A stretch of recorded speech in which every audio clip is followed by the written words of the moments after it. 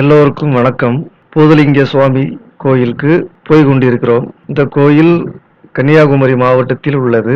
ஆரல்வாய்மொழியிலிருந்து 10 kilometre தொலைவிலும், நாகர்கோவிலிருந்து 12 kilometre தொலைவிலும் உள்ளது இந்த கோயில். இந்த கோவில் கன்னியாகுமரி மாவட்டத்தில் பூதப்பாண்டி என்னும் ஊரில் உள்ளது. நாங்கள் ஆரல்வாய்மொழி வழியாக செல்கிறோம்.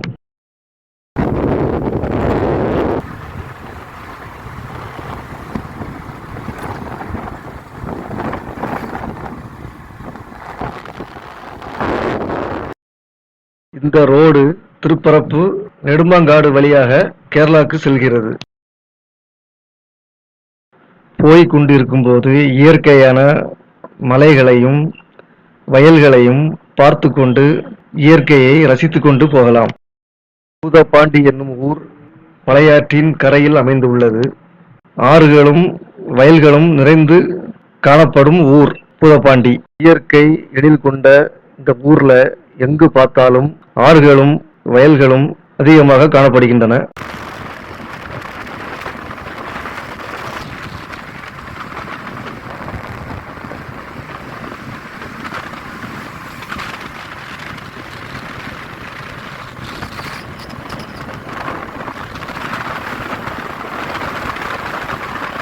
இந்த ஊர்ல தான் சுதந்திர போராட்ட தியாகி ஜீவானந்தம் அவர்கள் பிறந்த ஊர் இதுதான்.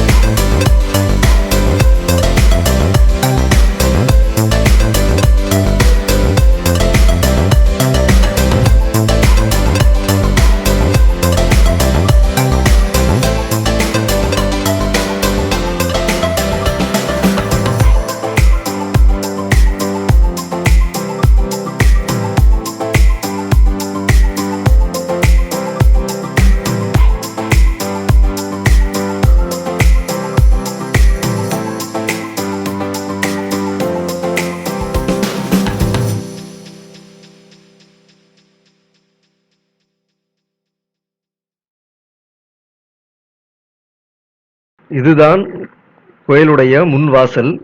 இந்த வழியாகத்தான் கோயிலுக்கு உள்ளே செல்ல வேண்டும்.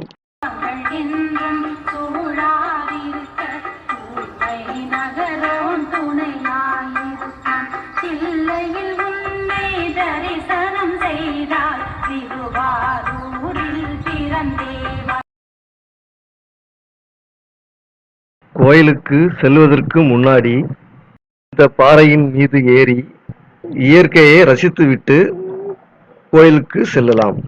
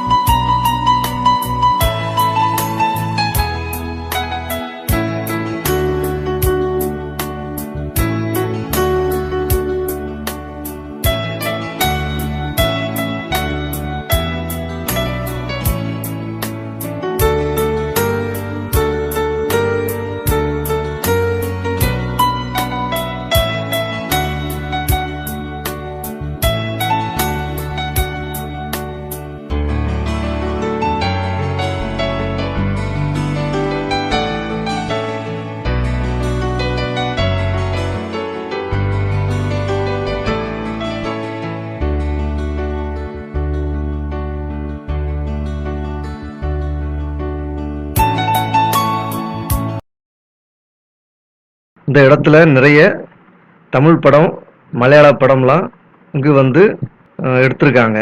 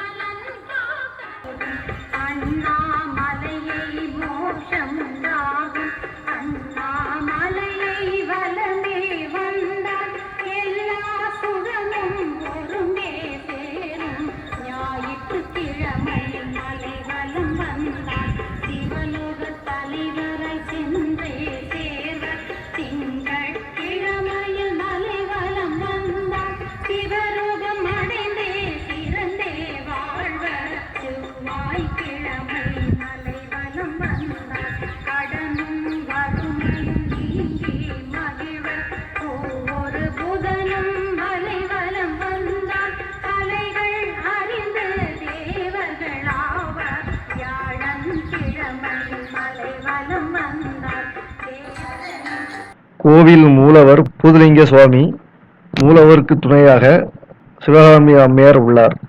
இருவருக்கும் தனி சன்னதிகள் உள்ளன. மூலவர் சிவலிங்க வடிவில் உள்ளார்.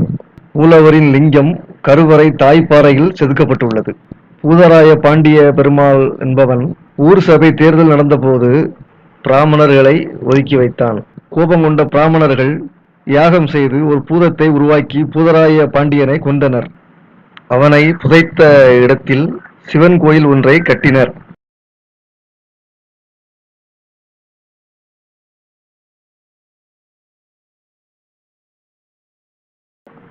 சாலியர் சாதியை சார்ந்த ஒருவரின் பசு புதரின் உள் பால் சிந்துவதை கண்டு புதரை நீக்கி பார்த்தபோது கோவில் மூலவரை அடையாளம் கண்டு கொண்டதாக கூறப்படுகிறது. இக்கோவில் ஒரு குடவரை கோயில். கருவறை பாறையை உடைந்து செய்யப்பட்டது. கோவிலில் உள்ள அனைத்து மண்டபங்களிலும் பல சிற்பங்கள் உள்ளன. இந்த கோயில்ல விநாயகர், தட்சிணாமூர்த்தி, பாலசுப்பிரமணியர், சண்டேஸ்வரர், நந்தி ஆகியவர்கள் உள்ளனர். பரிவார தெய்வம் பூதத்தானுக்கு பச்சரிசி, பாசிப்பருப்பு, தோல் உரிக்காத தேங்காய் ஆகியவை நெய்வேத்தியமாக படைக்கப்படுகின்றன. நெய்வேத்தியத்தை ஏற்றுக்கொண்டதன் அடையாளமாக ஒரு பூரான் வரும் நிகழ்வும் நடக்கிறது. தின பூஜையில் சிவனுக்கு தோசை நெய்வேத்தியமாக படைக்கப்படுகிறது. இந்த கோவில்ல தை மற்றும் சித்திரை ஆகிய 2 மாதங்களிலும் திருவிழாக்கள் நடக்கின்றன.